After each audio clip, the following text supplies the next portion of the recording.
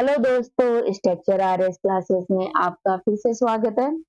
इस लेक्चर में अपन चर्चा करेंगे 5 क्वेश्चनों के बारे में, जो कि इसमें क्वेश्चनों के साथ इनकी एक्सप्लेन की जाएगी। तो आज का पहला क्वेश्चन है, बालाथल सभ्यता किस जिले की में स्थित है? तो गाइस, बालाथल सभ्यता है वो कहाँ की है? सिंधु घाटी सभ्यता से रिलेटेड है, जो कि अपने जो उदयपुर है वहां पर ये लोकेटेड है। राजस्थान के उदयपुर एक जिला है, राजस्थान का मेवाड़, वहां पर ये स्थित है। इसके बारे में अपन विस्तार से चर्चा करें तो राजस्थान का जो उदयपुर जिला है वहां पर एक वल्लभ नगर तहसील है, वहां पर स्थित पुरातात्विक स्थल है, जो कि भारत का जो पश्चिमी क्षेत्र है वहां पर ये लोकेटेड है। गाइस, ध्यान रखना, ये जो बनास नदी है, यहाँ पर देखिए ये जो बनास नदी है, बनास नदी के किनारे ये लोकेटेड है, जो कि आहार बनास संस्कृति का एक महत्वपूर्ण स्थल है। इसकी खोज है वो 1962 से 63 के बीच में वी एन मिश्रा ने की थी। It is very important, V N Mishra के बारे में पूछ लिया जाता है। इसके बाद में डेक्कन कॉलेज के निर्देशन में वी एन मिश्रा है, इन्होंने मिलकर डेक्कन कॉलेज और जो पुणे संस्थान है, साथ में राजस्थान विद्यापीठ है, इन्होंने मिलकर 2000 के आसपास इसकी खुदाई की थी। ठीक है, ये राजस्थान के मेवाड़ क्षेत्र का एक महत्वपूर्ण स्थल है। दोस्तों, यहाँ पर बहुत सारी चीजें प्राप्त हुई हैं खुदाई के दौरान। यहाँ पर गेहूं, जौ, बाजरा, भिंडी, मसूर, मटर आदि जो फसलें हैं वो यहाँ पर मिली हैं। इससे पता चलता है कि इस दौरान सिंधु घाटी सभ्यता के दौरान यहाँ पर सिंचाई वगैरह की जाती थी, खेती वगैरह की जाती थी, साथ ही यहाँ पर पशुपालन भी किया जाता था। पशुपालन के तौर पर गाइस यहाँ पर भेड़, बकरी, मवेशी आदि पालतू जानवर प्राप्त हुए हैं। ठीक है, साथ ही गाइस यहाँ पर कब्रिस्तान भी मिले हैं। इसका मतलब ये है कि उस दौरान जो व्यक्ति होते थे जिनकी मृत्यु हो जाती थी, उनको यहाँ पर दफनाया जाता था। इसका टाइम पीरियड है 2500 से 2000 बीसी के आसपास।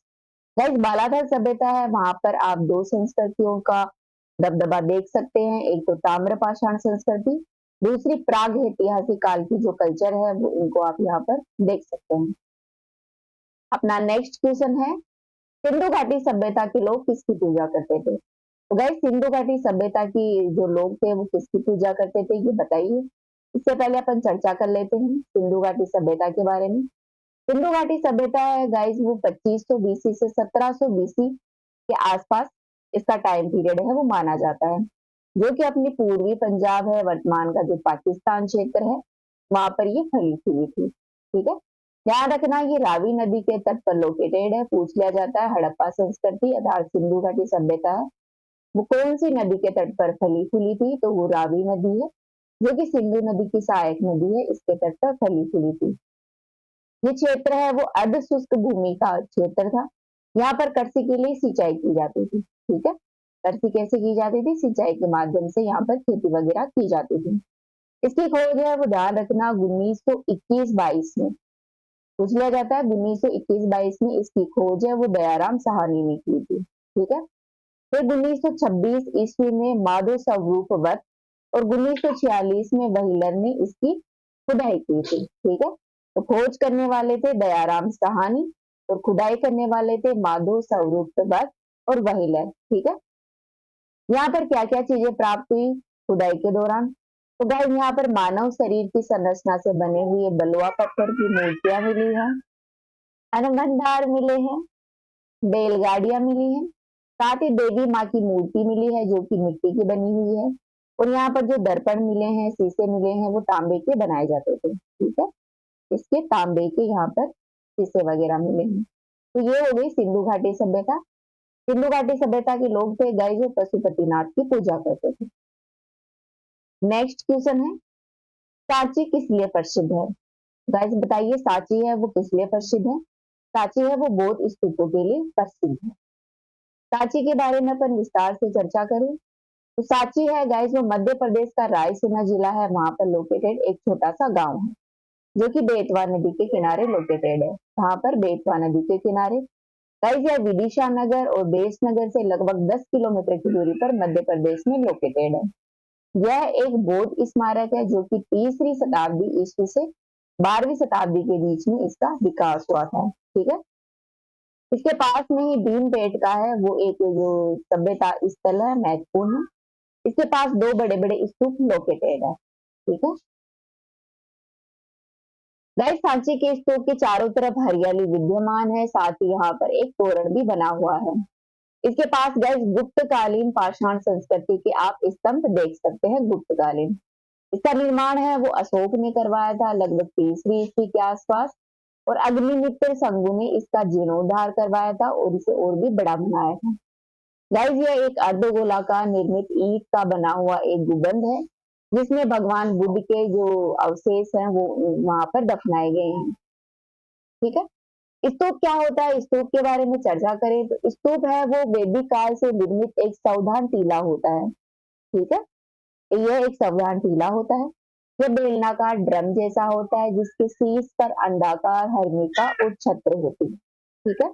आप चित्र में देख सकते हैं ये स्तूप है, ये ऊपर छत्र होती है, फिर यत्री होती है, फिर हर्मिका होती है, ये स्तूप है, और यहाँ पर ये तोरण है, ये चारों तरफ इसके है, ये वेदिका होती है। ठीक है।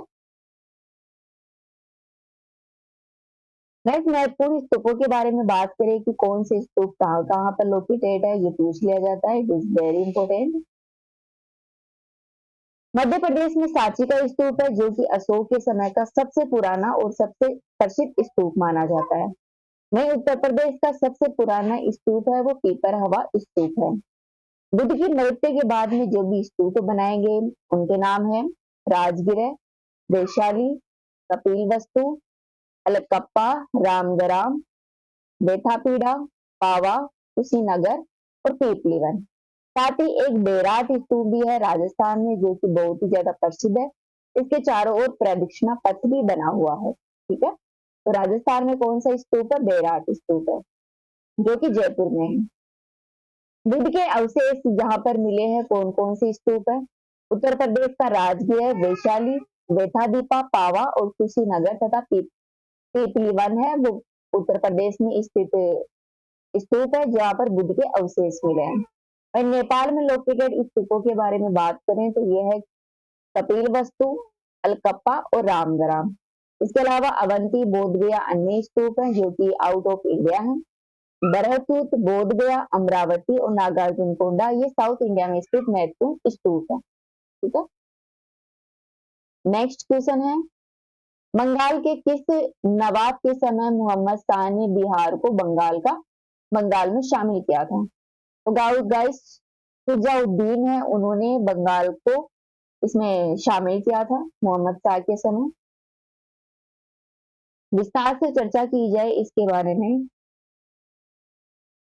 नेक्स्ट क्वेश्चन है अपना, सबसे विशाल जीवित स्तनपायी प्राणी कौन सा है। तो गाइस इनमें से सबसे जो स्तनधारी जीव है सबसे बड़ा है वो नीली बहेर है। ठीक है। तो ये आज के क्वेश्चन हो गए, आज के क्वेश्चनों में इतना ही। नेक्स्ट वीडियो में फिर मिलेंगे। Thank you.